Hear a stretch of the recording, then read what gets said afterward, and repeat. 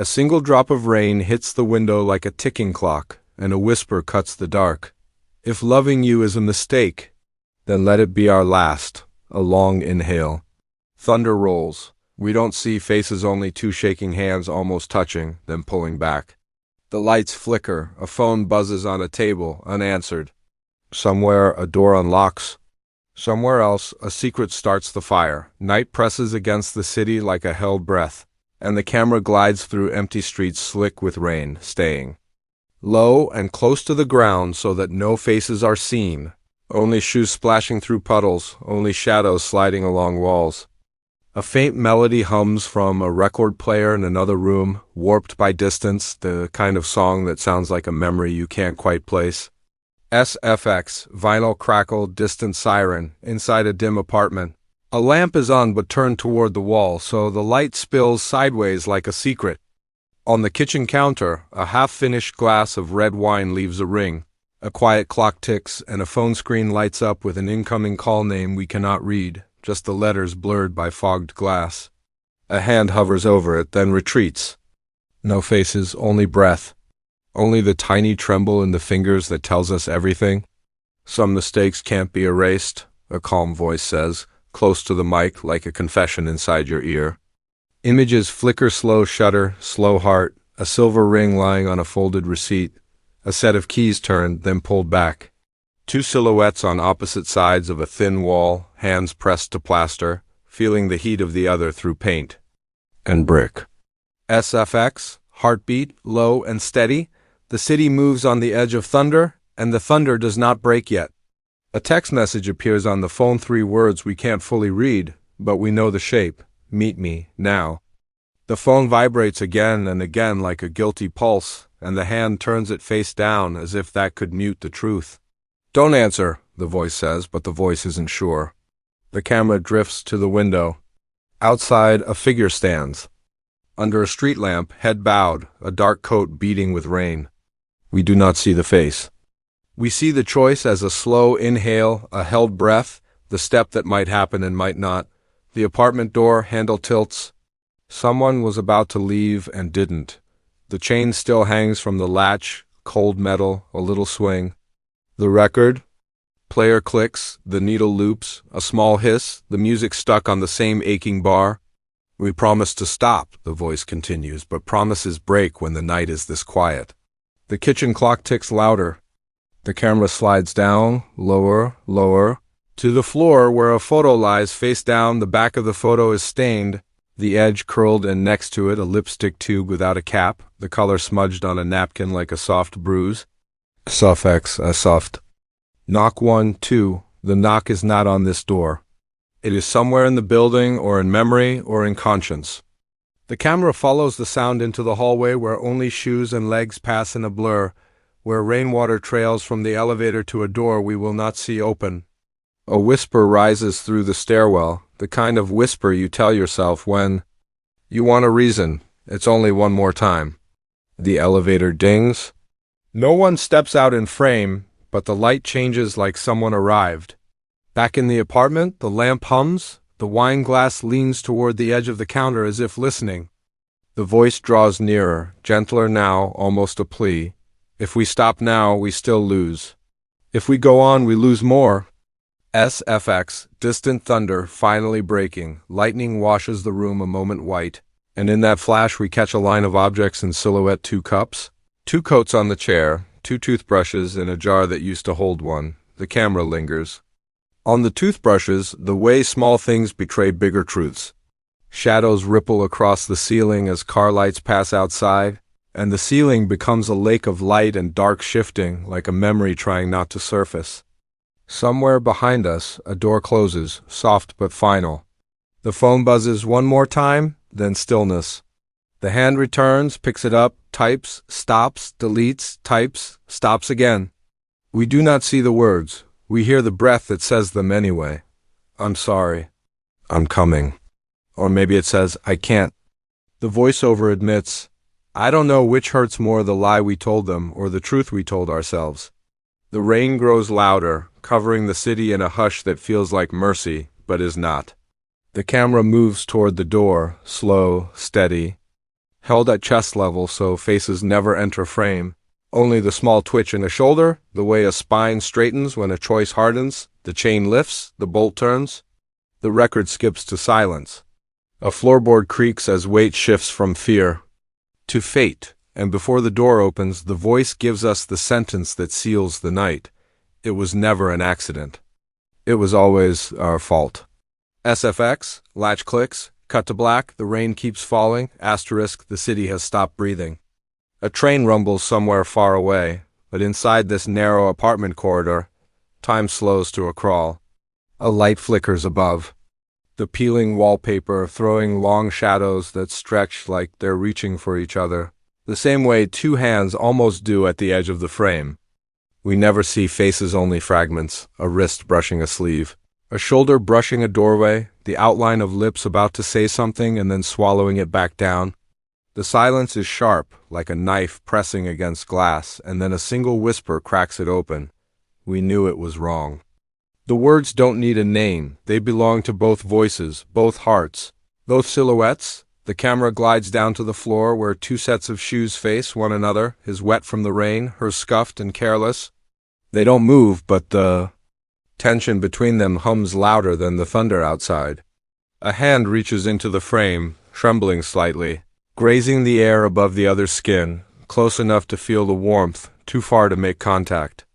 The breath between them fogs the window beside the door, two clouds merging into one blur. And then, without warning, a laugh escapes, short, nervous, strangled, a laugh that should never exist in this hallway. The kind of laugh you only let out when you're standing at the edge of a cliff, knowing the fall is already chosen. A cut, the lamp on a bedside table flickers on. Two coffee mugs sit close together, steam still rising. But the room is empty. The camera lingers on the mugs like they are guilty witnesses. A voice whispers over the steam. But nothing has ever felt so right. The sound of a zipper, the brush of fabric against fabric, then silence again. A curtain sways in the night wind, though the window is closed. Shadows bend and cross like bodies weaving in the dark. The bed remains untouched, sheets still perfectly smooth, because their love isn't about comfort, it's about danger. About the spaces they shouldn't fill but do. Cut again. A car parked beneath a bridge, wipers fighting the storm. The windshield fogs up and the inside is hidden in silhouettes. The rhythm of rain muffles their words, but we hear fragments. What if they find out? Then we run. The voice is certain, the other isn't. Hands slam against the glass, not in anger but in desperation, needing something to hold on to. The headlights flick on, blinding the lens, and then cut out. The car door creaks open, shoes splash in the puddle, and the camera follows the water trail to the bridge pillar where initials are carved deep into the stone. Two letters intertwined, fresh, raw, carved too hard to be erased by rain. The narration continues, low and trembling. Every step toward you feels like a crime. As it's spoken, we see the crime scene without bodies evidence laid out in faceless fragments, a lipstick-stained napkin shoved into a pocket, a tie hanging from a bathroom hook where it doesn't belong, a set of keys dropped on the wrong table. The faceless camera turns these ordinary objects into confessions. The forbidden's love story lives inside them, breathing between the spaces they shouldn't occupy. The music shifts, violins straining as if the strings themselves might snap. Quick flashes cut through the rhythm, a hand slamming a door, another hand catching it before it shuts. Shadows clashing on the wall like they're fighting, then folding into an embrace. Over it, the whisper returns, stronger now, almost defiant. If this is sin, then let the world burn around us. Because I would rather be guilty with you than innocent without you. And then stillness. A hallway again, the same hallway from the beginning, but quieter now. The shoes are gone. Only the faintest echo of laughter drifts down the stairwell, a ghost of what just happened.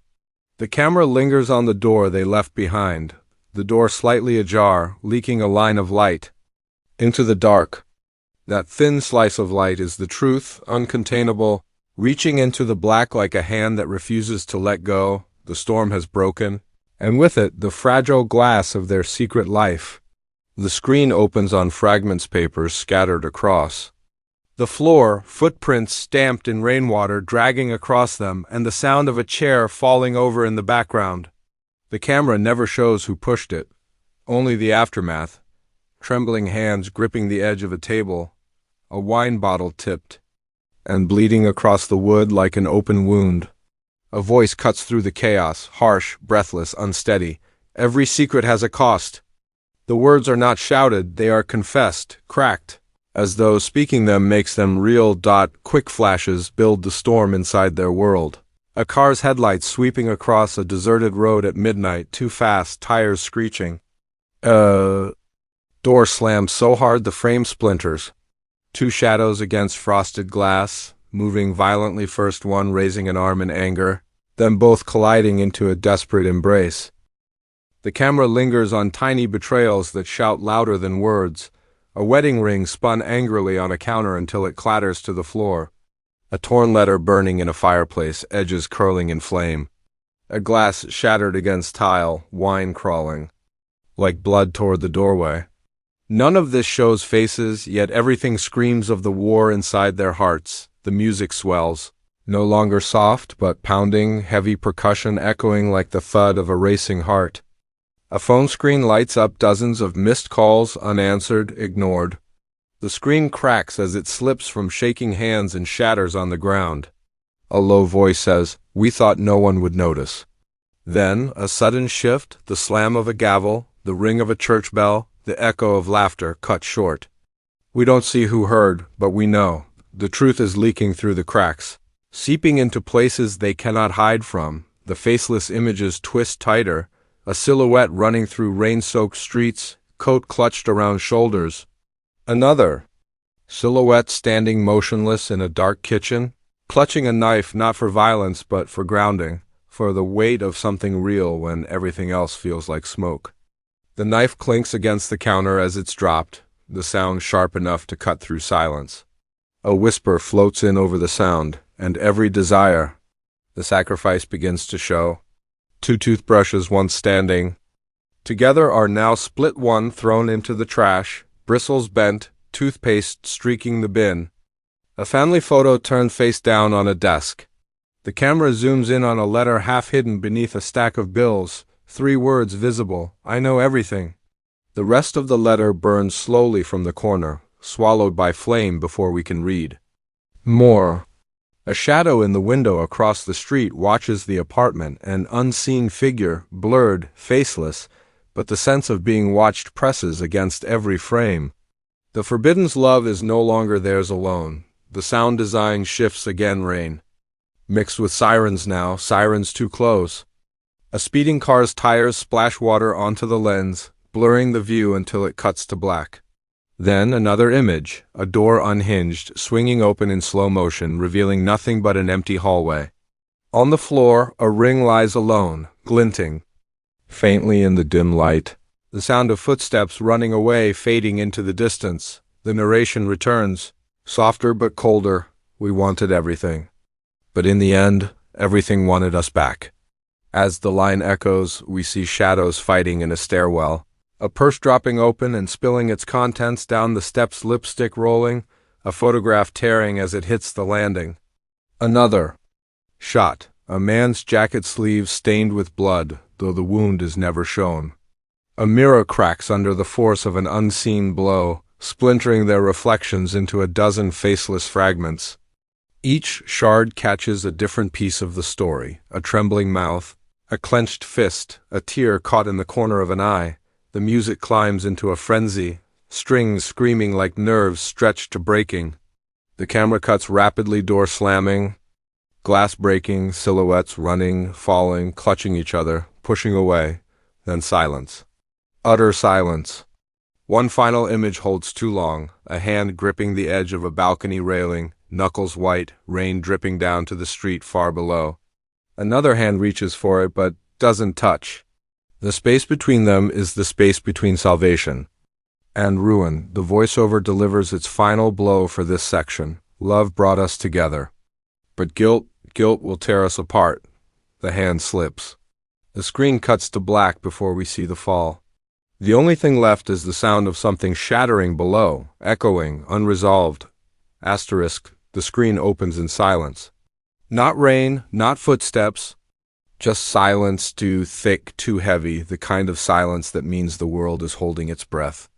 Slowly, the faint glow of a street lamp flickers into view. Beneath it, a lone silhouette stands in the downpour, coat clinging to skin, head bowed so low the shadow swallows the face. The lamp sputters, buzzes, then steadies, throwing a halo of light that feels less like mercy and more like a spotlight. A voice breaks into the stillness, raw and almost broken. It was never destiny, it was always our fault.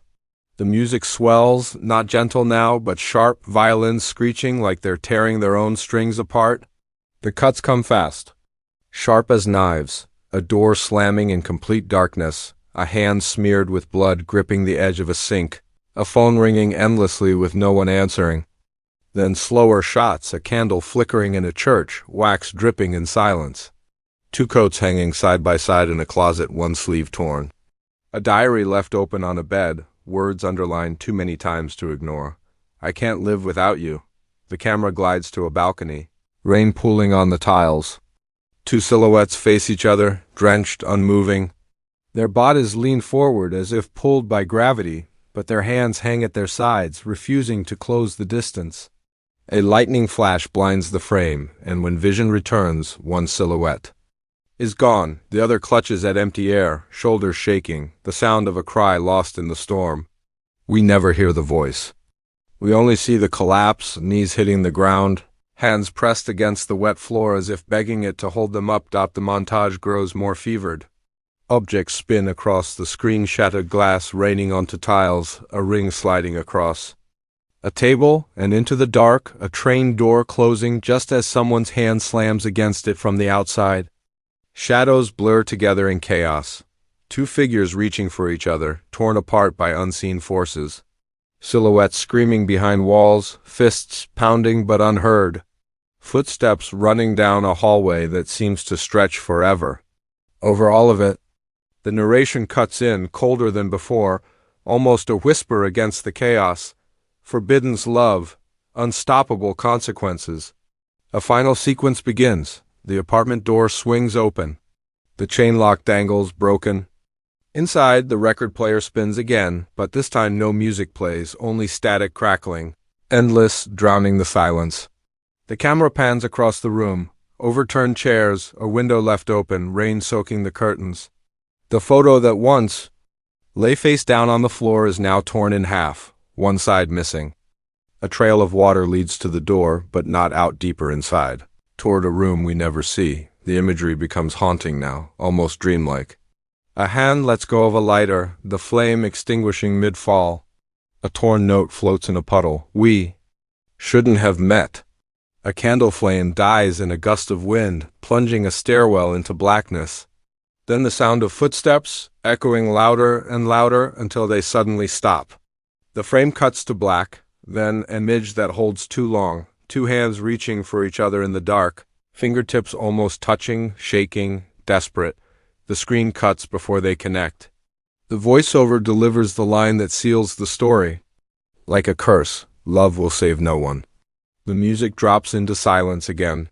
Then slowly, white letters crawl across the black screen, lingering long enough to burn into the mind. Our fault, Culpa Nuestra, coming 2025, only on Netflix. The last sound before the trailer ends is not thunder, not rain, not a cry. It's a door slamming shut in absolute darkness.